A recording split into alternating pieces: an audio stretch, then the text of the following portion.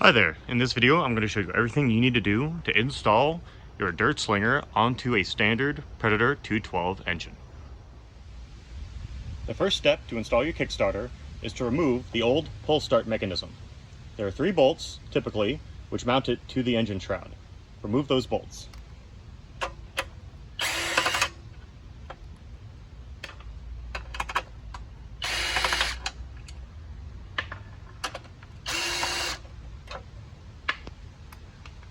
Now remove the pull start mechanism. Ensure the starter cup on your flywheel is free from any damage. It should not be dented or wrinkled in any spots. The next step is to mount the kickstart lever to the kickstart body. This is best done with it off the engine. When the lever is fully extended, you want it to show at the 11 o'clock position relative to the top of the Kickstarter. This allows easiest function when using it. In your kit, you will find 3 M6 flange-headed bolts. These bolts replace the bolts that were used to mount the pull start mechanism, and these are the ones we will use to mount the kickstart mechanism. Taking these bolts and your kickstart,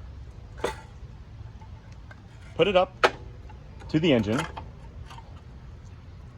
and with the main body of the Kickstarter at the 9 o'clock position, take one of the bolts and thread it in to the hole at the 12 o'clock position. It should thread in by hand. Take the next bolt and then thread it in to the one at the 2 o'clock position. Taking the last bolt, thread it in at the 6 o'clock position. Now tighten all the bolts.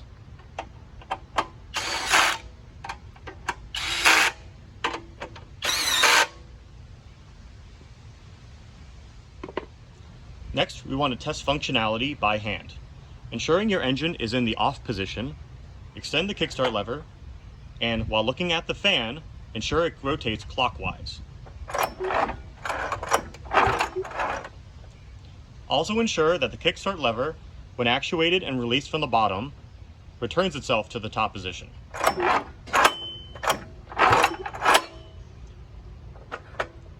If your lever in fact does not return to the top position, check out our disassembly video to find out how to troubleshoot this.